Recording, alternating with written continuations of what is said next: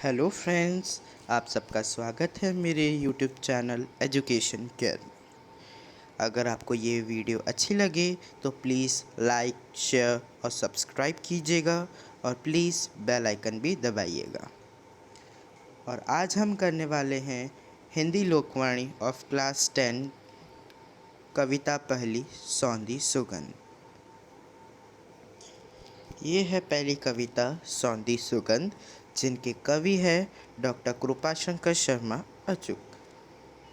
इनका जन्म 1949 एटा उत्तर प्रदेश में हुआ है।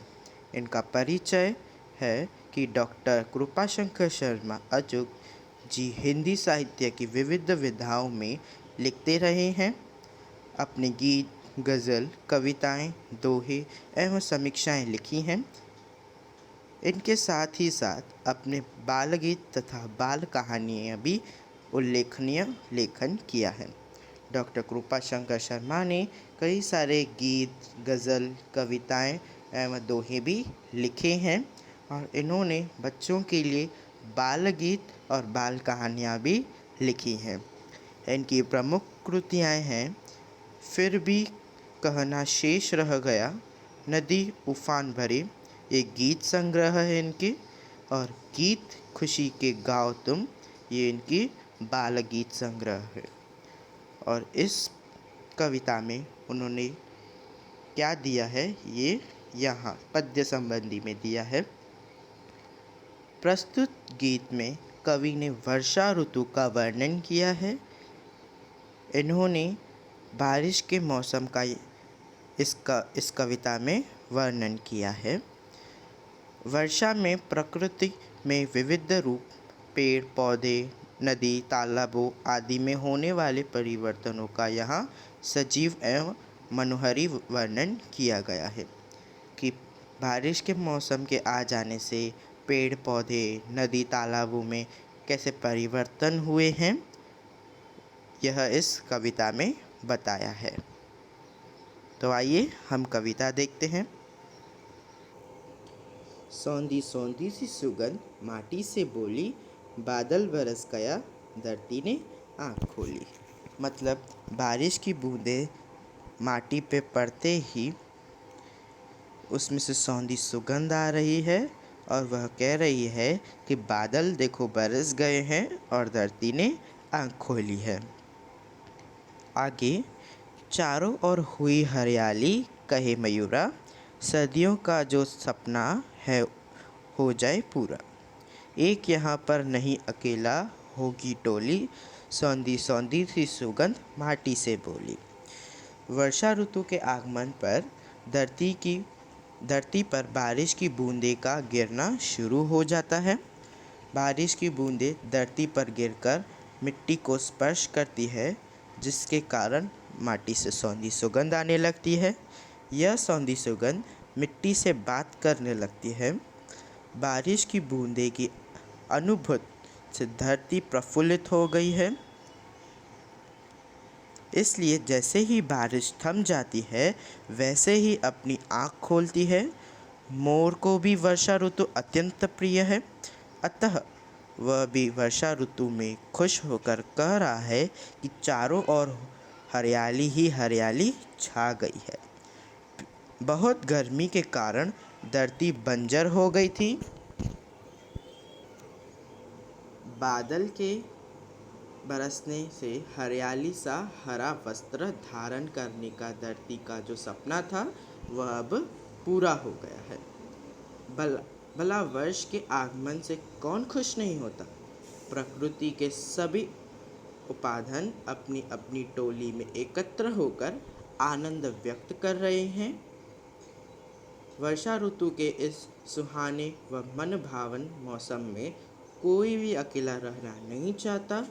सौंधी सुगंध मिट्टी से कह रही है कि इसमें जो इत्र है, इसमें बारिश का जिक्र है। अर्थात वर्षा के सर्वत्र मोहक खुशबू छा गई है। आगे कह रहे हैं कि बाग बगीचे ताल तलैया सब मुस्कुराए, झूम झूम कर मस्ती में तरु गीत सुनाई। मस्त पवन ने अब खोली है अपनी झोली, सौंधी सौंधी सी सुगंध माटी से बोली।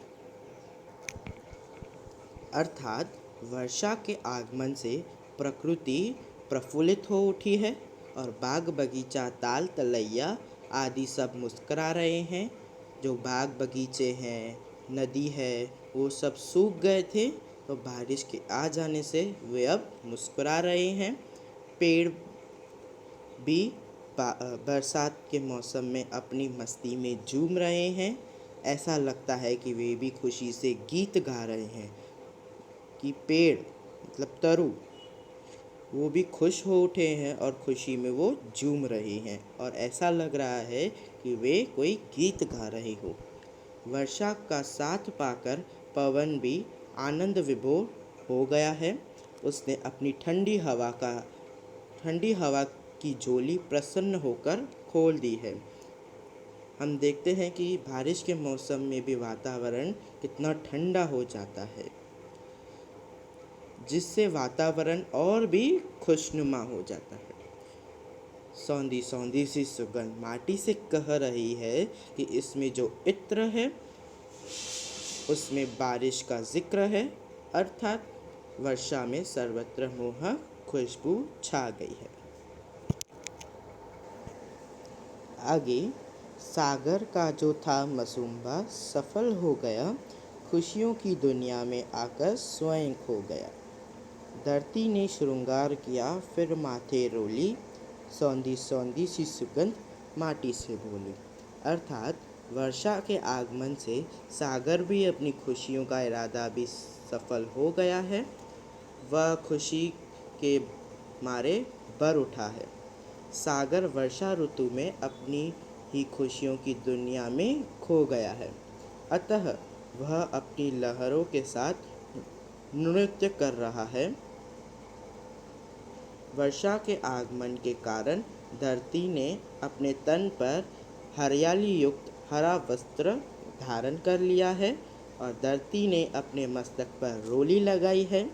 वर्षा उत्सव के लिए उसने श्रृंगार किया है और सौंधी सौंधी सी सुगंध माटी से कह रही है कि इसमें जो इत्र है उसमें बारिश का जिक्र है, अर्थात वर्षा में सर्वत्र मोहक खुशबू छा गई है।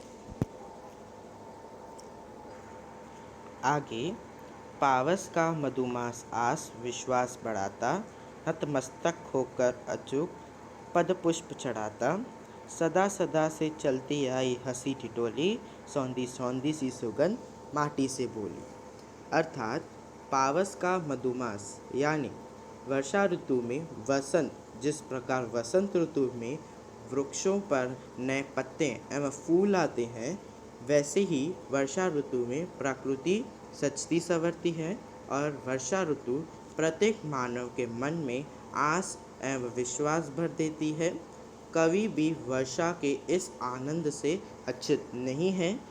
वह भी वर्षा ऋतु के सामने नतमस्तक होकर उसके स्वागत में पुष्प अर्पण करते हैं।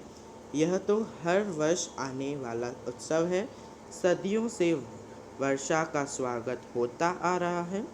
सदियों से वर्षा के आगमन पर लोग खुश होते हैं और होते रहेंगे। यह हंसी ठिठोली सदा से चलती आ रही है। सौंधी सौंधी सी सुगंध माटी से कह रही है कि इसमें यह जो इत्र है इसमें बारिश का जिक्र है, अर्थात वर्षा में सर्वत्र मोहक खुशबू छा गई है। यह कविता नदी उफान भरे गीत संग्रह से ली गई है। धन्यवाद।